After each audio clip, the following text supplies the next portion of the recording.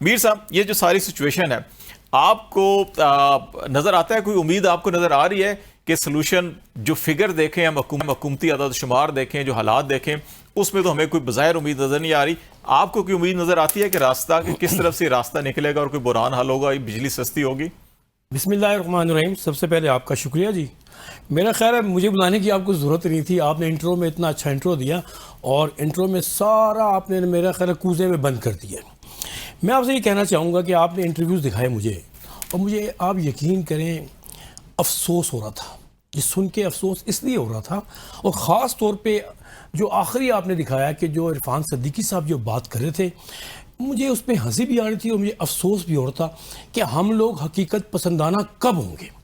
मतलब बात कर रहे हैं, आप 60 साल हो गए हुकूमतों में बैठे हुए हैं और आज आप ये कह रहे हैं एक भाई की हुकूमत है, दूसरा भाई बाहर बैठे हुए हैं और जनाब आज फरमा रहे हैं तो हमारी हुकूमत थी ही नहीं।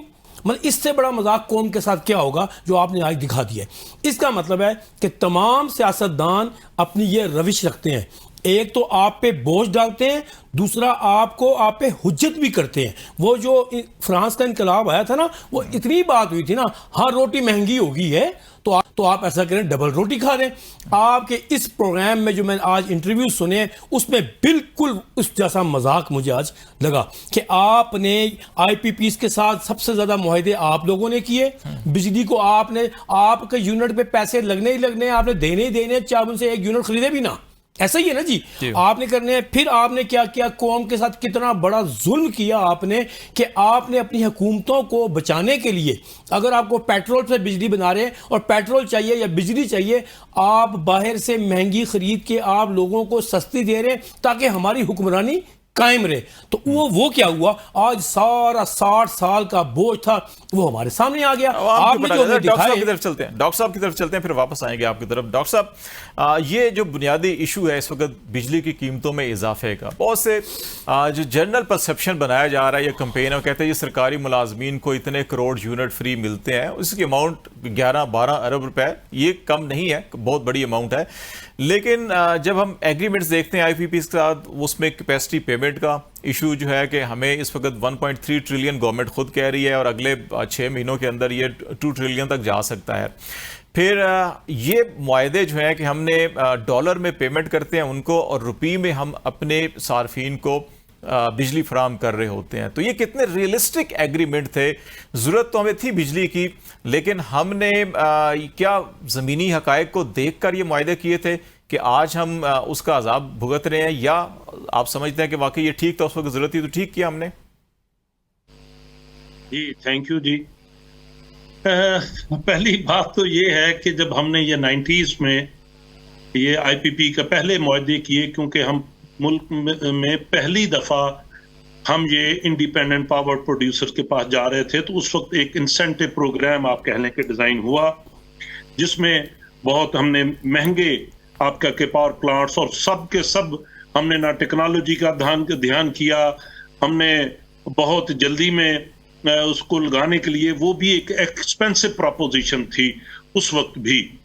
अच्छा, तो उसका हमें जब आप इंपोर्टेड फ्यूल के बेस पे आप फैसले करते हैं तो आपको पता है फर्नेस ऑयल कहाँ $18 से 118 का चला गया था, तो फिर वो हमारी अफोर्डेबिलिटी से बाहर हो गया। तो हमने वही गलती रिपीट की। तब इतनों सालों के बाद फिर 2002 की पॉलिसी में आए, क्या हम अपने मुल्क में इस तरह की फजा कायम नहीं कर सकते कि हमें वो जो 94 में पहली दफा किया था उससे भी सख्त या उसी तरह के मुआहदे 30 साल बाद भी करने हैं? तो पहली बात तो ये है कि हम अपने मुआहदों की वो जो आपकी कंडीशंस थी उसको रिलैक्स करना चाहिए था फंड, लेकिन आपको उसके लिए फिर पॉलिटिकल एनवायरनमेंट ठीक चाहिए ताकि लोगों को ये रिस्क नजर ना आए कि जी अगर मैं यहाँ इन्वेस्टमेंट करूंगा तो मुझे पैसे नहीं मिलेंगे। यही हो रहा है, जैसे हमारे अभी हमने विंड फार्म के जैसे प्रोजेक्ट्स लगाए और उसके लिए ट्रांसमिशन नहीं बनी, अब वो उनको पेमेंट नहीं होती या हम डिले कर देते हैं। तो ये सब बातों को सामने रखते हुए फिर मुआहदे करनी चाहिए। लेकिन अगर आप अच्छा जो डेवलपर होता है अगर वो रेंट सीकर एटीट्यूड के साथ हो, वो भी गलत। और जो उसको खरीद रहा है जिसको ये पता नहीं कि मैं इसको बेच भी सकूंगा सही रेट पे या नहीं, और वो अपने किसी कमीशन में या किकबैक के चक्कर में प्रोजेक्ट लगाए तब भी गलत। तो हमने दोनों तरफ गलतियां हैं। डॉक्टर साहब, ये तो 2002 के बाद फिर हमने 2006 में भी और 2014-15 में भी ऐसे ही आईपीपीज एग्रीमेंट किए। तो हमने तो आप एक दिहाई की बात नहीं, हम तो 2 दिहाइयों के बाद भी फिर हम वैसे के वैसे ही काम कर रहे थे। ऐसे ही है, मैं यही कह रहा ना कि जो सबसे जो ज्यादा गड़बड़ हमने की वो 2013-14 में की, जब ये हमने आईपीपी जब मेरे एनटीडीसी की निकलने की वजह भी यही थी कि वो मैं एक प्लांट नहीं लगने दे रहा था, क्योंकि मुझे पता था इसकी मैं कभी ना कैपेसिटी दे सकता हूं ना इसकी एनर्जी ले सकता हूं। तो लेकिन हुकूमत को नई बात समझ आ रही थी।